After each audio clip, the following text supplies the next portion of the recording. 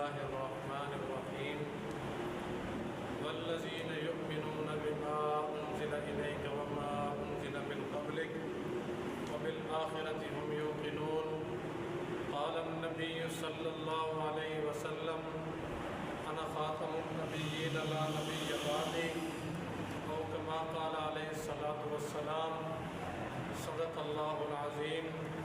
حضور آئے تو سر آفرینش پا گئی دنیا، حضور آئے تو سر آفرینش پا گئی دنیا، اندھیروں سے نکل کر روشنی میں آ گئی دنیا، ستے چہروں سے زنگ اترا مجھے چہروں پہ نور آیا، ستے چہروں سے زنگ اترا مجھے چہروں پہ نور آیا، حضور آئے تو انسانوں کو جینے کا شعور آیا۔ میرے واجب الاحترام معزز سامعین، عزیز طلباء کرام، آج پھر مجھ جیسے ایک ناچیز کو آپ حضرات کے سامنے ختم نبوت جیسے عظیم موضوع پر لب کشائی کرنے کا موقع مل رہا ہے۔ میں اللہ رب العزت سے دعا گو ہوں کہ اللہ تبارک و تعالی مجھے حق سچ بیان کرنے کی اور بعد ہم سب کو اس پر عمل کرنے کی توفیق عطا فرمائے۔ میرے بھائیوں، ختم نبوت وہ مسئلہ ہے جس پر 1400 سال سے مسلمانوں کا اتفاق چلا آ رہا ہے، جس مسئلے پر امت کا اتفاق ہے۔ حضور علیہ السلام کی حیات طیبہ کے اندر مسلمہ کذاب نے نبوت کا دعویٰ کیا تو سیدنا حضرت ابو بکر صدیق رضی اللہ تعالی عنہ نے مسلمہ کذاب کی سرکوبی کے لیے، مسلمہ کذاب کا کام تمام کرنے کے لیے حضرت صحابہ کرام کا لشکر 1200 صحابہ کرام کا لشکر روانہ فرمایا، جس کے اندر 700 حفاظ کرام، 1200 صحابہ جام شہادت نوش فرماتے ہیں۔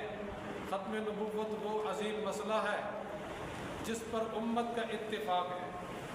مسلمہ کذاب کے خلاف، مسلمہ کذاب کے بعد اسود عنسی جیسا ملعون بھی آیا، اس کے بعد رفتہ رفتہ اور ملعون بھی آئے، اور دور حاضر میں مرزا قادیانی جیسا ایک دجال قسم کا، ایک جو ہے بد کردار قسم کا آدمی بھی مدعی نبوت کر کے سامنے آیا، تو اس کے لیے میرے اور آپ کے اکابرین کھڑے ہوئے۔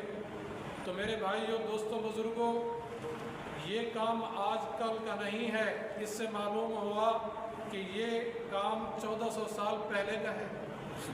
جس طرح ہمارے ساتھ ضروریات زندگی لگی ہوئی ہیں، ہمارے جس طرح رشتہ دار، اسی طرح صحابہ کرام کے بھی تھے۔ آج لوگ کہتے ہیں مولانا حالات ٹھیک نہیں، اور میں ان سے پوچھتا ہوں کہ جب حضرت ابو بکر صدیق رضی اللہ تعالی عنہ مسلمہ کذاب کے خلاف لشکر بھیج رہے ہیں، کیا اس وقت حالات ٹھیک تھے؟ جب حضور علیہ السلام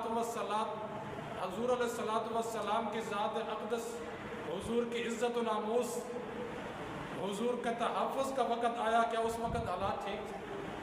آج لوگ ہمیں کہتے ہیں مولانا حالات ٹھیک نہیں۔ تو میرے بھائیوں، دوستوں، بزرگوں، حضرت ابو بکر صدیق رضی اللہ تعالیٰ عنہ وہ صحابی ہیں جنہوں نے اپنی تمنا، ہر خواہش، ہر خوشی، ہر مسرت پر حضور علیہ السلام کی ذات کو ترجیح دیا کرتے تھے۔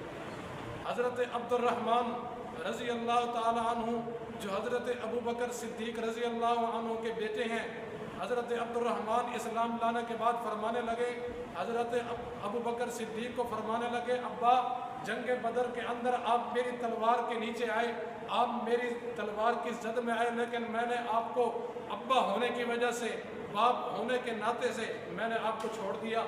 حضرت ابو بکر صدیق کا ایمان دیکھیے، قربان جاؤں صدیق تیری صداقت پر، فرمانے لگے بیٹا اگر تم میری تلوار کے نیچے آتا، تم میرے سامنے آتا، میں تجھے نہ چھوڑتا، کیونکہ میں آپ کو حضور کا دشمن مان کر قتل کرتا۔ یہ وہ حضرت ابوبکر صدیق ہیں۔ جنگ بدر کے اندر ایک جو ہے مشرکین کے گروہ نے حضور علیہ الصلوۃ والسلام کی طرف بڑھنے کی کوشش کی۔ حضرت ابوبکر صدیق رضی اللہ تعالی عنہ نے تلوار تان کر آگے بڑھتے ہوئے یہ کہا، ارے مشرکین مکہ، اے حضور کے دشمنوں، کیا تم اس شخص کو شہید کر ڈالو گے جو یہ کہتا ہے، جو اللہ تبارک و تعالیٰ کو اپنا پروردگار مانتا ہے، اللہ تبارک و تعالیٰ کو اپنا پروردگار بتاتا ہے، کیا تم اسے شہید کر ڈالو گے؟ اس جوش و خروش سے تلوار چلائی کہ تمام مشرکین مکہ وہاں سے بھاگ گئے۔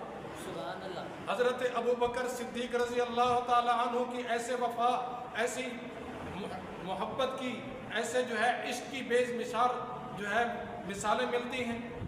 حضرت ابوبکر صدیق رضی اللہ تعالی عنہ وہ صحابی رسول ہیں جن کا صحابی رسول ہونا قرآن سے ثابت ہے اور جنتی ہونا حدیث رسول سے ثابت ہے۔ ان کو اتنے بڑے کام کرنے کی کیا ضرورت تھی جب حضور نے خود اپنی لسان اطہر سے جن کو جنتی ہونے کا سرٹیفکیٹ دے دیا ہے، وہ کیوں اتنے جو ہے مصائب کا سامنا کر رہے ہیں؟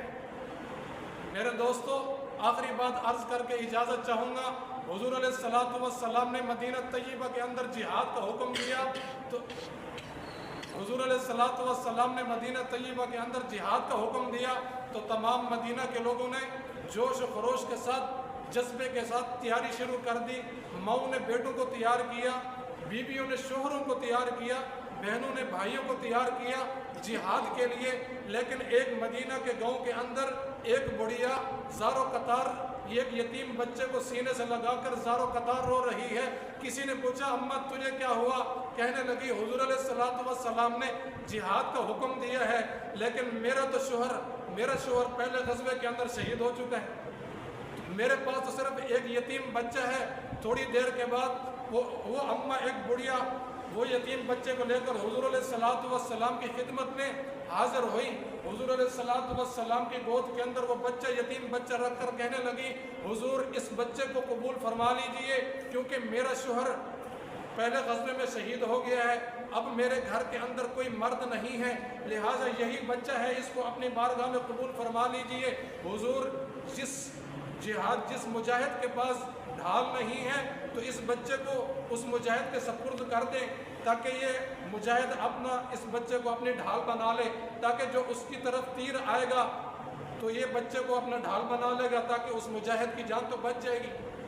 تو یہ تمام تر صحابہ کرام کی واقعات، حضرات صحابہ کرام رضوان اللہ تعالی علیہم اجمعین کی ہزاروں صفحات پر پھیلے ہوئے سینکڑوں واقعات کی داستانیں آج مجھ اور آپ کے مسلمانوں سے سوال کرتی ہوئی نظر آئیں گی، ارے مسلمان بتا، حضرات صحابہ کرام کی داستانیں پوچھ رہی ہیں کہ ہم نے تو ذات پر، اولاد پر، کنبے قبیلے پر حضور علیہ الصلوۃ والسلام کو ترجیح دی ہے، آپ نے کیا کیا ہے؟ ہم نے تو حضور علیہ الصلوۃ والسلام کی عزت و ناموس کے لیے، حضور کی تحفظ کے لیے، حضور کی ختم نبوت کے لیے اپنی تمام تر خوشیوں کو بھلا دیا، تمام تر مصائب اور تکلیفوں کو جو ہے خوش دلی کے ساتھ قبول کیا ہے۔ آپ نے کیا کیا ہے؟ ہم تو تمام تر کمزوریوں کے باوجود طاقتور دشمن سے ٹکرا گئے، آپ طاقت ہونے کے باوجود کمزور کیوں ہو گئے؟ تمام تر مصائب کے ہوتے ہوئے آپ کیوں مجبور ہیں؟ ہم تو بے سر و سامانی کی صورت میں بھی حضور علیہ الصلوۃ والسلام کے تحفظ کیا کرتے تھے، آپ تمام تر وسائل اور فراوانی کے باوجود کیوں مجبور ہیں؟ یہ آج کی یہ حضور علیہ الصلوۃ والسلام کی تحفظ کے لیے ہم سب کو یکجا ہونا چاہیے۔ حضور علیہ الصلوۃ والسلام کی ختم نبوت کے لیے ہم انشاءاللہ ایک موقع کی طرح ہیں یا نہیں؟ تو ہم انشاءاللہ ان بے دینوں کے لیے، انشاءاللہ ان منکرین ختم نبوت کے لیے ہم ایک موقع کی طرح ہیں۔ تو معلوم ہوا کہ جو حضور علیہ الصلوۃ والسلام کے ختم نبوت کے منکر ہیں وہ آج کل کے نہیں ہے، 1400 سال پہلے کے ہیں، اسی طرح ہے یا نہیں؟ تو حضور علیہ الصلوۃ والسلام کی ختم نبوت کا جو منکر ہے اس کا اسلام سے کوئی تعلق نہیں، وہ مسلمان جو اسی طرح جو حضور علیہ الصلوۃ والسلام کی ختم نبوت کا قائل نہیں وہ مسلمان ہو، اس کا اسلام سے کوئی تعلق، قرآن سے کوئی تعلق نہیں ہے، کسی سے کوئی تعلق نہیں ہے۔ تو میرے بھائیو آخری بات عرض کر کے اجازت چاہوں گا، ہر دور میں باطل بھی آیا تو اس کے سامنے حق بھی آیا۔ باطل اگر انگریز کی صورت میں، سامراج کی صورت میں آیا تو حق علامہ عبدالعزیز محدث دہلوی کی صورت میں آیا۔ باطل اگر رافضیت کی صورت میں آیا تو حق علامہ عبدالستار توسوی کی صورت میں آیا۔ باطل اگر شیعت کی صورت میں آیا تو حق قاضی مظہر حسین کی صورت میں آیا۔ باطل اگر مماتیت کی صورت میں آیا تو حق مفتی ندیم کی صورت میں آیا۔ باطل اگر برطانیہ، امریکہ، پی ٹی آئی جیسے بے دین لوگوں کی صورت میں آیا تو حق قائد جمعیت، قائد ملت اسلامیہ، امام انقلاب، فخر پاکستان، میری اور آپ کی جان حضرت مولانا فضل الرحمان کی صورت میں آیا۔